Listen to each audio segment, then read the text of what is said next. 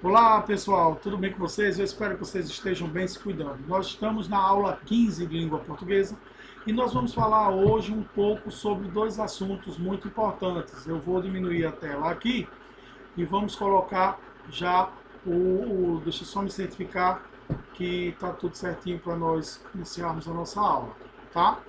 Começar do início.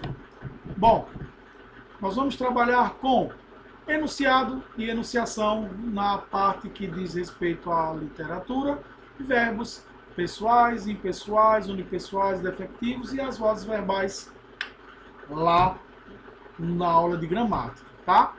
Então nós vamos para a parte enunciação e enunciador. O que vem a ser a enunciação, por exemplo? A enunciação é quando nós temos uma atividade social e interacional através da linguagem, tá? Através da língua. Eu como enunciador e você como enunciatário. Eu como enunciador, que sou a pessoa que fala ou escreve, e você como enunciatário, aquele para quem se fala ou para quem se escreve. E o produto disso aí, certo? Dessa interação, daquilo que eu falo, você entende aquilo que eu digo e assim sucessivamente, nós vamos chamar de enunciado, tá? Então, o enunciado, ele pode ser oral, escrito ou organizado através de múltiplas linguagens, tá? Ele pressupõe que você entenda aquela informação e interação do assunto que estamos tratando, tá certo? É dela que vem as orientações para o sentido daquilo que é enunciado. Lembrando que enunciação é a atividade. Enunciador, a pessoa que transmite, tá? Enunciatário, aqui recebe. E esse emaranhado de comunicação é chamado de enunciado, tá? A enunciação ou enunciado, ele primeiro tem que ter a pessoa que enuncia. O papel social, o conhecimento partilhado com o enunciatário. Você precisa entender aquilo que eu estou falando, tá? A quem se dirige, a quem eu estou me dirigindo, o papel social de quem e a quem eu estou me dirigindo, no caso é a você, e esse conhecimento que deve ser partilhado com você. Onde ocorre? O local físico, tá? Onde ocorre aqui, está ocorrendo na minha casa, você na sua, tá certo? Mas ela pode ser na sala de aula, na cantina, em qualquer lugar, tá? E quando ocorre? Está acontecendo agora, na nossa aula, tá certo? Bom, a língua é real não quando ela, deixa eu voltar aqui, tá certo? Para a gente entender essa parte que é muito importante. A gente entendendo esse papel do enunciador e do enunciatário, local onde ocorre, tudo que acontece ali, a gente vai ter um enunciado, tá? Embora esse enunciado se revele em uma materialidade da língua, em algo que você entendeu daquilo que eu falei, ela não vai depender somente da realidade da língua, tá? Mas sim da realidade do discurso. Eu preciso falar um assunto que você tenha conhecimento prévio sobre esse assunto ou parte dele para que haja a interação, ok? Bom, dentro de um enunciado tem a questão do entendimento, tá? Eu posso dizer algo que pode ser interpretado de duas formas, três formas diferentes por você que está me ouvindo. Por exemplo, eu pergunto, você veio de carro? Você pergunta ao professor, você veio de carro? O professor pode entender. Ele quer saber se eu tenho carro. Ele quer saber de que eu vim realmente na escola, ou porque cheguei rápido ou não. Ele quer saber se eu não sou um liso que não tenho carro, ou ele está me oferecendo uma carona. Então, quem vai dizer o que você entendeu vai ser o contexto, o que está nas entrelinhas e a situação a ser apresentada, ok? Para que se haja a enunciação, certo?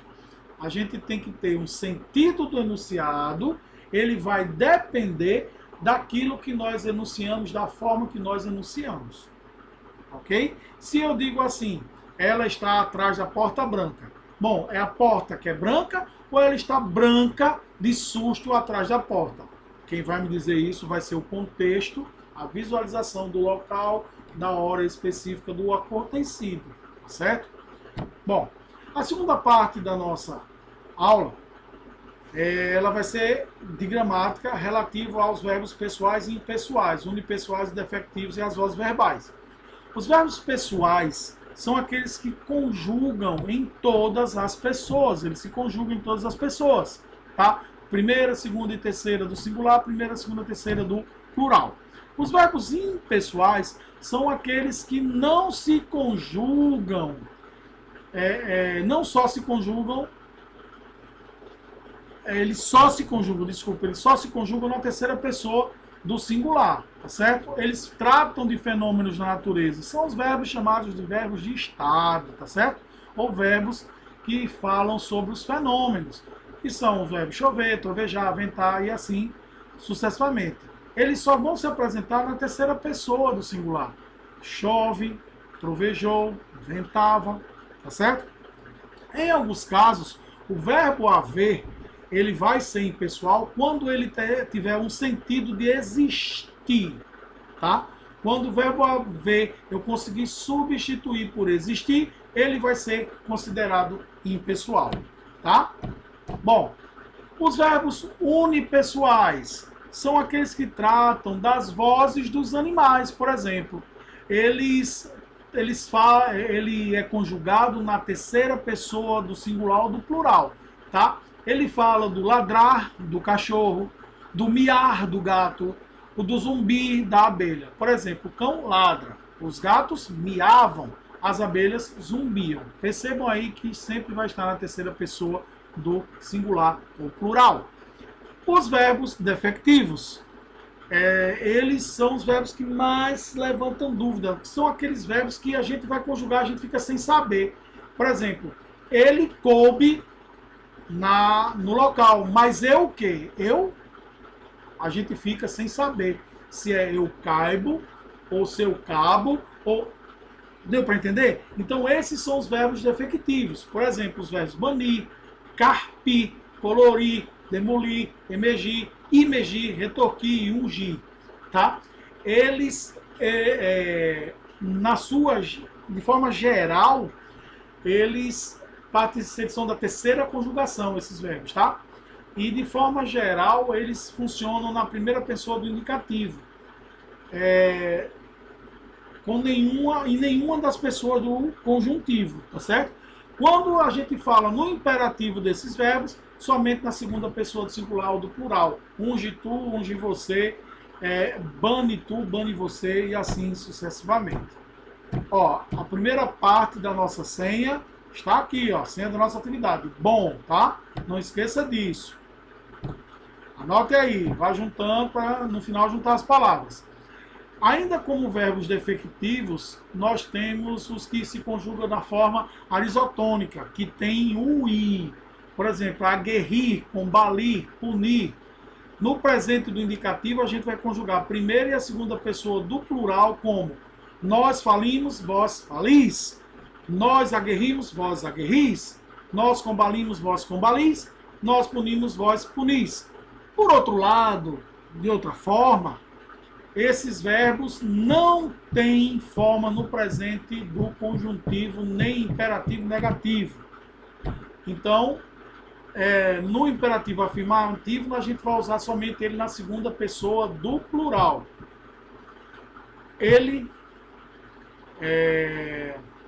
Tu fale, tá certo? Vós fale, vós aguerre, vós combale, vós pune, tá certo? Ou pune vós, fale vós, aguerre vós, combale vós, tá? O verbo precaver só possui as formas arisotônicas em é. Então, muitas vezes, pensa nesse verbo vir, por exemplo, e ele não vai acontecer com o i no final, tá? Mas sim com o é. Por exemplo, no pretérito perfeito a gente vai conjugar o verbo precaver, é precavime, precaveste-te, precaveu-se, tá? Bom, vamos agora para as vozes verbais. São as formas, as vozes verbais são quando os verbos se apresentam em uma oração, a fim de determinar se o sujeito ele praticou a ação ou ele recebeu essa ação. Essa voz pode ser ativa, passiva ou reflexiva. Voz ativa, o sujeito ele pratica a ação. Voz reflexiva, voz passiva, o sujeito ele sofre a ação. E reflexiva, ele faz, mas ele também sofre essa ação ao mesmo tempo. E aí eu fiz uma tabelinha, quer dizer, eu copiei essa tabelinha para vocês que diz assim: sujeito é agente da ação. Por exemplo, eu vi a professora. Quem vê, vê alguma coisa. Vê o quê? A professora. Eu tenho aí um objeto direto. O verbo ver precisa de um complemento que nós chamamos de objeto. Então nós fazemos pergunta ao verbo. Quem viu? Eu vi. Eu fui quem praticou a ação. Então aí a gente tem um agente da ação da voz ativa. Vamos ver a voz passiva agora, que o sujeito sofre a ação. A professora foi vista. Você vai perceber que nós temos aí dois verbos, tá?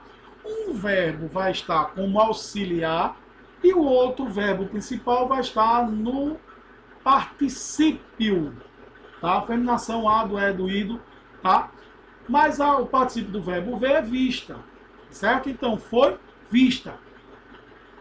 A professora foi vista. Eu pratiquei a ação? Não, tá? Mudou-se totalmente a conjectura aí. Foi a professora que foi vista, tá? E o sujeito que pratica e sofre a ação, na voz reflexiva, vi-me ao espelho. Eu vi a minha imagem no espelho que foi refletida. Então, eu vi a imagem que foi refletida, a minha imagem. Então, eu vi, eu tive a ação praticada por mim e também recebi essa ação, tá? Bom, aqui a gente tem alguns exemplos. O sujeito na voz ativa é chamado de agente, certo? E agente que pratica a ação. Por exemplo, Bia tomou café da manhã logo cedo. Quem tomou o café da manhã? Bia. Bia é o sujeito. Bia tomou o quê? O café da manhã logo cedo. O café da manhã vai ser o núcleo do nosso predicado, tá certo?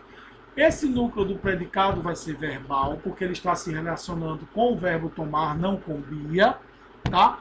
E eu tenho um objeto direto aí. Bia tomou o quê? O café da manhã, tá? Vejam aí, aspiramos a casa toda. Quem aspira, aspira alguma coisa. O quê? A casa. Eu tenho mais uma vez o objeto. Quem aspirou a casa? Nós. O verbo aspirar, tá certo? E a casa toda, que é o objeto, está se relacionando com o verbo aspirar, não com nós, tá? Mas nós praticamos essa ação. Estou mostrando para vocês a estrutura sintática da voz ativa, tá certo? Já fiz o trabalho. Eu tenho aí o verbo fazer sozinho. Quem fez o trabalho? Eu. Eu o quê? Eu já fiz, tá? Então a gente tem agora a voz passiva. A voz passiva é quando o sujeito ele é paciente. Ele não é o agente, ele é paciente. Ele sofre essa ação do verbo, tá? Então, não é o sujeito que sofre, mas sim não é o sujeito, mas sim o que sofre, o que faz a ação, o que pratica a ação, mas é o que sofre, tá? Por exemplo, a vítima foi vista ontem à noite. Eu não vou perguntar quem foi vista ontem à noite, porque veja, eu tenho aí uma locução verbal. É a junção de um verbo de ligação mais um verbo que nós chamamos de principal e ele está no particípio. Aumentou-se a vigilância desde ontem. Esse se aí está como uma partícula passivadora. Ele é um pronome apassivador, tá? Então ele está substituindo o verbo ir, tá certo? Então, aumentou-se a vigilância. A vigilância foi aumentada. Eu tenho aí um verbo que a gente chama de o verbo auxiliar, mais um verbo principal, nós temos uma locução verbal. A locução verbal é característica de predicativo do sujeito. Quando a gente tem predicativo do sujeito, nós temos a voz passiva, tá? A voz passiva ela pode ser analítica ou sintética. A voz passiva analítica ela tem uma estrutura já pré-definida.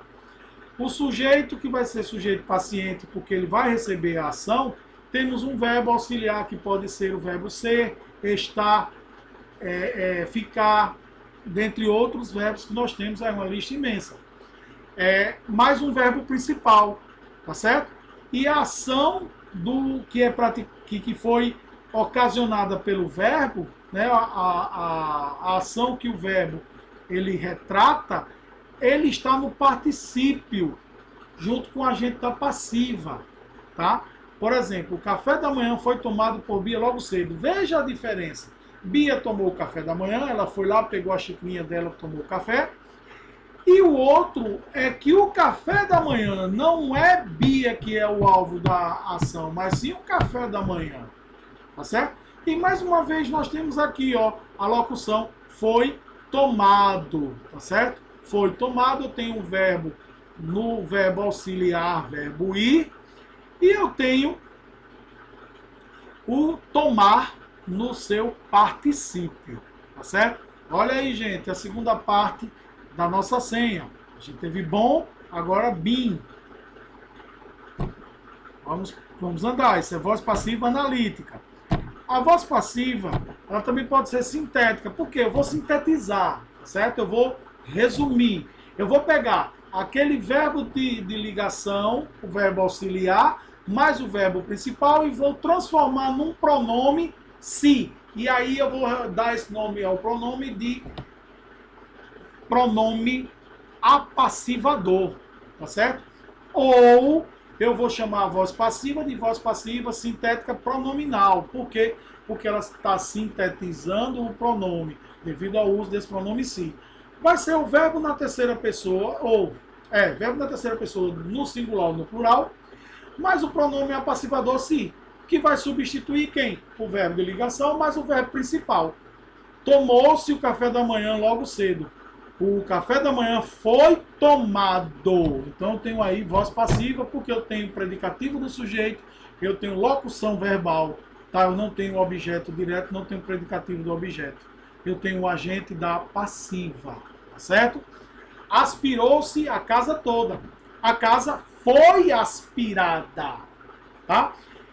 Eu tenho aí mais uma vez a substituição do foi e do aspirada, o verbo de ligação mais o verbo principal, essa locução aí, tá? Essa locução verbal, eu tenho a substituição desses elementos pelo pronome se, tá? Então isso acontece na voz passiva sintética, porque ela sintetiza, certo? Ela diminui. Nós temos a terceira categoria, que é a voz reflexiva, tá? A voz reflexiva é quando o sujeito ele sofre a ação, mas ele também pratica a ação. Olha aí, gente, a última parte da palavra para o acesso lá da atividade, nha. Então a gente tem bom, bi e nha, tá? Você soma aí, junta tudo em letra maiúscula e preenche lá sem espaço, tá? Bom, os exemplos da voz reflexiva. A velhinha sempre penteia sempre se penteia antes de sair. Ela pega o pente e utiliza. Ela pratica a ação, mas ela também sofre a ação, tá? Eu me cortei hoje quando estava cozinhando. Eu me cortei, eu cortei-me, tá? Então, a formação dessa voz reflexiva, ela acontece o seguinte: eu tenho um verbo na voz ativa, quer dizer, eu pratico, o verbo que pratica a ação é o sujeito, tá? Um pronome oblíquo, lembra dos pronomes oblíquos que nós falamos lá atrás? Me, ti, si, nos, vos. Esses pronomes aí, eles podem substituir aquela locução verbal que eu falei anteriormente. Verbo auxiliar, verbo de ligação, verbo impessoal, mais um verbo que nós vamos chamar de principal. Bom,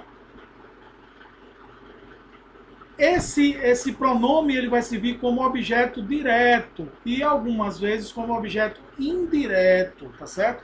Ele representa a mesma pessoa que o sujeito. Por exemplo, atropelou-se em suas palavras. Ele se atropelou. Vejam que esse se não está substituindo foi nem o verbo atropelar. Não substitui locução. Ele apenas está aí dizendo que a pessoa se atropelou, tá? Que ela mesmo fez a ação, que ela mesmo praticou. Olhei-me no espelho. Eu me olhei, tá? Eu me olhei. Eu visualizei a minha imagem. Eu fiz, pratiquei a ação, também recebi, tá?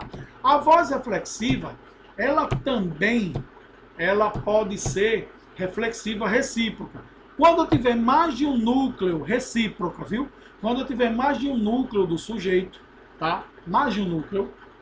E esses núcleos que eu tiver, os três sujeitos ou dois sujeitos que eu tiver, eles vão receber e praticar a ação ao mesmo tempo, todos eles. Então aí a gente vai ter a voz reflexiva recíproca, tá? Por exemplo, eu, meus irmãos e meus primos damos-nos bem. Eu, meus irmãos, meus primos, nos damos bem. Isso o nos aí não está substituindo uma locução verbal, tá certo? Percebam isso, tá?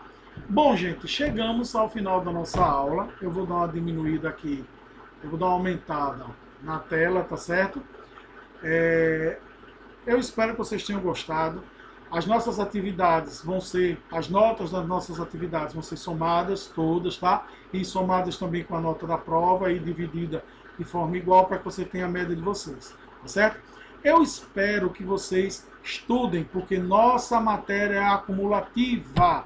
O que nós estamos estudando desde o começo do ano, como eu já disse a vocês, vai servir para todo ano. Veja que no bimestre passado nós falamos de pronome, e hoje nós estamos trabalhando com pronome junto com os verbos.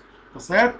Então, eu espero que vocês estejam estudando, assistam o vídeo da aula, porque a nossa atividade maior, que vai ser a prova, acontece no final do mês, vai ser com toda a matéria, tá certo? Eu não vou escolher uma, duas, não, vai ser tudo. Eu vou colocar as perguntas relativas a tudo que vocês viram até hoje, tá? Fiquem com Deus, aproveitem com sua família, com saúde, esse final de semana que vem. Eu espero que vocês tenham gostado e que vocês continuem se cuidando da sua família e que Deus continue protegendo todos vocês, tá? Um abraço e até a próxima, se Deus quiser. Tchau, tchau.